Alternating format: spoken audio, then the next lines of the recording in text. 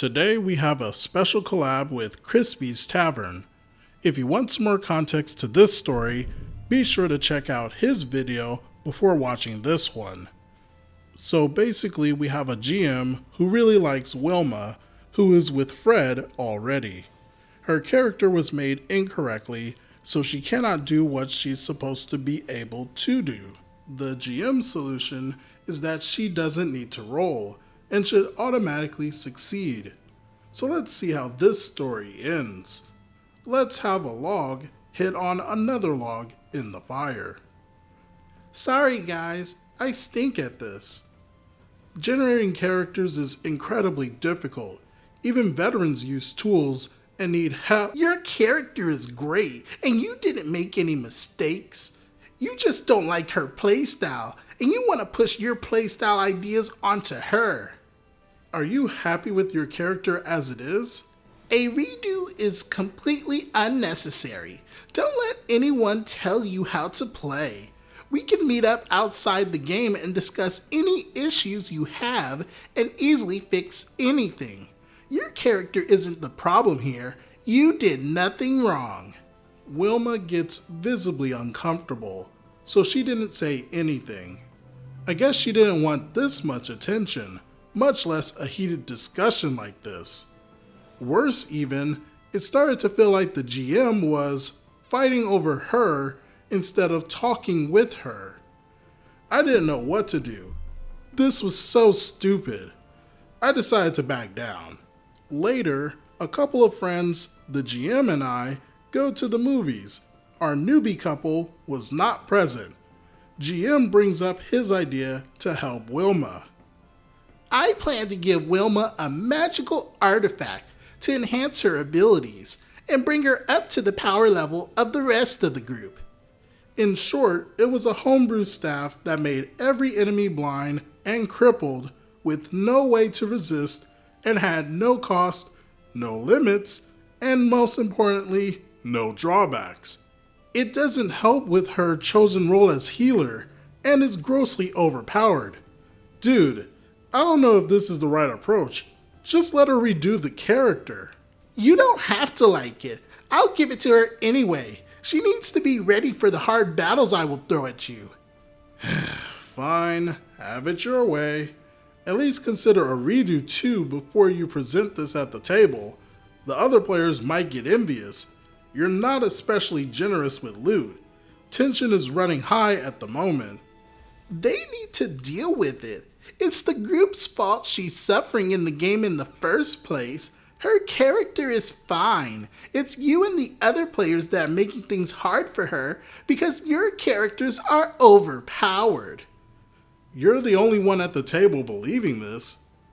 GM talking about how hard the battles will be while also calling us power gamers felt strange and contradictory, but we were used to ignoring it. At least GM gave in at the end. He scrapped the idea about the staff and just let her redo her character instead. GM confronted us with the final sheet. We met during the week and decided to redo Wilma's character. Yay! Finally! Ultimately, we found a good compromise to keep the original intention of her character alive while making it more powerful to fit the group. You mean less useless? I find your lack of support disturbing. You need to stop pooping over Wilma's work and start accommodating her playstyle and her ideas. You need to start treating her with respect from now on. I will have no further discussion on the matter. No one spoke up. It seemed useless at this point. I know Barney can get snarky, but he almost always has a point.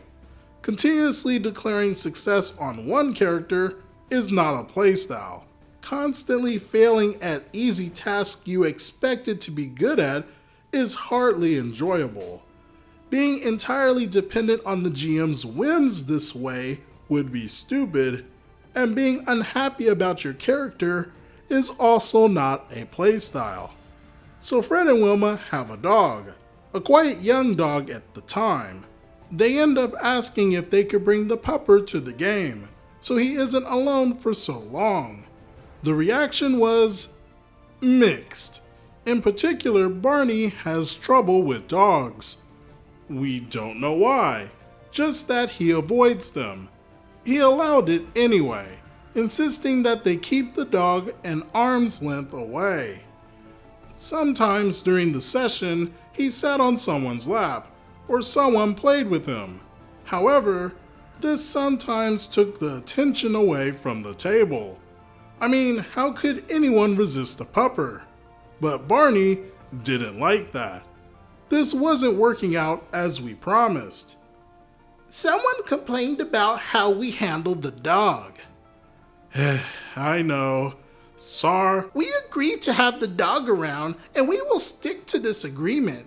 You can't just change your mind after a couple of sessions. Wait, what? It's completely unfair towards Wilma and Fred. If they can't bring the dog, they will have trouble attending. They want to enjoy this campaign as much as you. If I will be forced to choose between players, I'd rather lose one player than two. I promise we will be more careful. Barney stayed, as did the dog. Luckily, over time, the dog also befriended Barney. We caught them cuddling at a party. Dogs can be awesome. So later on, Fred and Wilma announced their engagement. Everyone congratulated them, but especially the GM. And after that day, GM started favoring Fred in one of the most cringiest ways possible. Before Fred and Wilma arrived, so Fred has gotten a new artifact to play with, but I haven't decided on the details yet. Wait, what? Where'd he get that? None of the rest of us have magical items. Fred crafted the artifact himself and rolled a critical success on the crafting check. I plan to reward him with something extra powerful. Okay, and when did that happen? He rolled it home and mailed me a picture of the dice. Confused looks from the whole table. Seriously? I completely trust Fred on this. So, can I roll it home too? Much later in the session, Barney rolls a die for attacking. Before the die stops rolling, he snatches it from the table. Critical hit! That was too quick. I couldn't see the result. I guess you gotta trust me on this one. I got a picture of a critical hit at home too. I end up talking to the GM privately in an attempt to stop this mess. I don't know what you're referring to. There is no favoritism at my table. First, you started sipping over Wilma, and now you're behaving strangely with Fred. Am I too punishing with Fred? No, it's the opposite. Rolling at home is something that never fly at any table with any player. Recently, you've never said no to him. I do not favor Fred. It's the opposite, if anything. Are you trying to hide your jealousy? I'm not jealous of Fred. I'm just worried he's not a good fit for Wilma. The rest of the discussion sadly went nowhere, but I guess GM needed some time to reflect. In the end, Fred got his artifact anyway. Not that anyone minded, it's not Fred nor the artifact that the players got sour about after all. Fred just tested out how far he could go, as most newbies do. Anyway, I left the group shortly after. This is just absolute craziness. You have blatant favoritism at the table, and the GM is not good at hiding it at all.